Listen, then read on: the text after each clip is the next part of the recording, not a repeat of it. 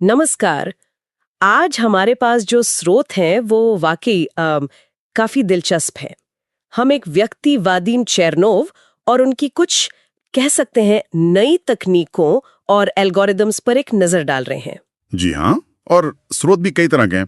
मतलब भूभौतिकी के सिद्धांत हैं, सॉफ्टवेयर कोड का विश्लेषण है, चेरनोव की अपनी पृष्ठभूमि, पेटेंट्स, उनसे जुड़े कुछ व्यावसायिक दस्तावेज भी हैं। तो कोशिश यही रहेगी कि सब में से जरूरी जानकारी निकालें। बिल्कुल। तो आज की हमारी चर्चा का फोकस रहेगा कि ये चेरनोव है कौन, उनकी मुख्य तकनीकें क्या हैं, खासतौर पर ये AFS, IPLB और RALF1 एल्गोरिदम। हाँ, और इन तकनीकों के दावे क्या हैं? मतलब जमीन के नीचे तेल खोजने से लेकर भविष्य की घटनाओं के पूर्वानुमानी तक के दावे हैं इसमें। ये तो काफी बड़ा स्पेक्ट्रम है और लक्ष्य यही है कि इतनी सारी जानकारी को सरल बनाएं ताकि सुनने वालों को चेरनोव के काम और उसके मतलब की एक स्पष्ट समझ मिल सके। और एक दावा तो है जो सचमुच ध्यान खींचता है कि ये तकनीक 10 किलोमीटर गहराई तक हाइड्रोकार्बन खोज सकती है। पारंपरिक तरीके तो कुछ मीटर तक ही सीमित हैं। हाँ, ये बहुत बड़ा अंतर है।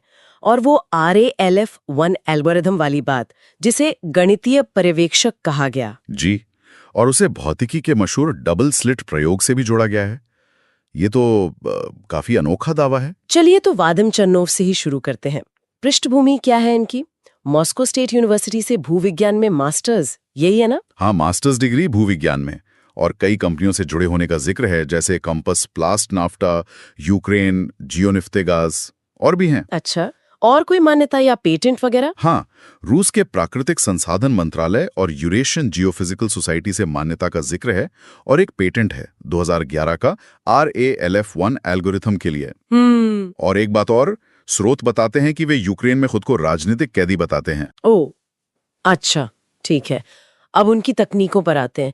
ये पहली वाली AFS IPLB, इसका क्या मतलब है? सुनने में तो काफी तकनीकी लगता है। तो पूरा नाम है anisotropy frequency sounding with induced polarization on laser beams.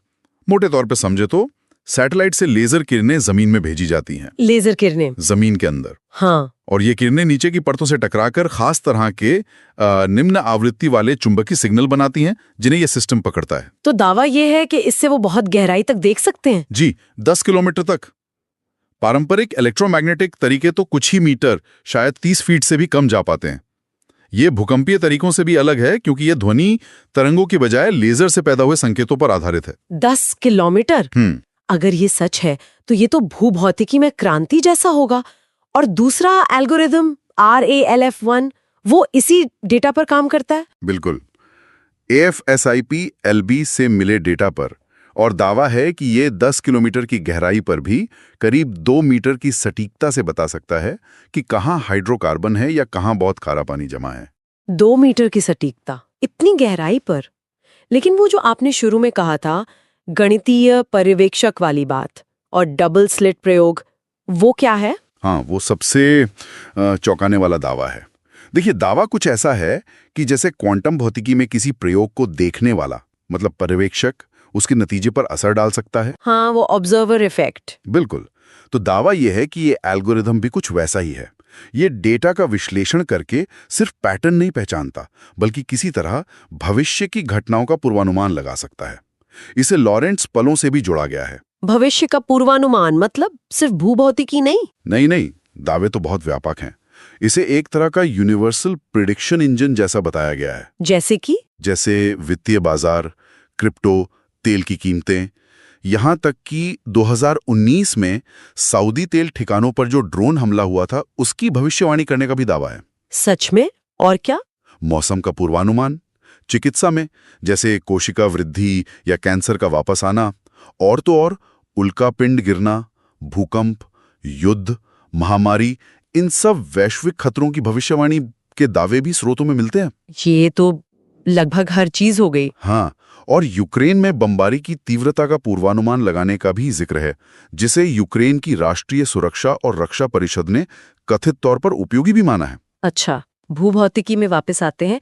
क्या वहां भी पारंपरिक तेल गैस से आगे के दावे हैं? जी, ग्रेनाइट जैसी सख्त चट्टानों में खोज की बात है। यहां तक कि मंगल पर पानी खोजने का एक प्रस्ताव भी स्रोतों में है। इसे high resolution electrical sounding, HRES IP और LL वान्यान जैसे वैज्ञानिकों के काम से भी जोड़ा गया है। तकनीक के अलावा स्रोत कुछ और चीजों पर भी रोशनी डालते हैं, जैसे कंपनियां या लोग। हाँ, कुछ संस्थाओं का जिक्र है, जैसे JSC, SPC, यूक्रेन नाफ्ट इन्वेस्ट जो यूक्रेन में काम कर रही है, जियोनेफ्ट गैस जिसके रूल्स ईरान, इंडोनेशिया में ऑपरेशंस बताए गए हैं, एक WROJP DNA नाम का मानवाधिकार और पर्यावरण पर केंद्रित संगठन भी है।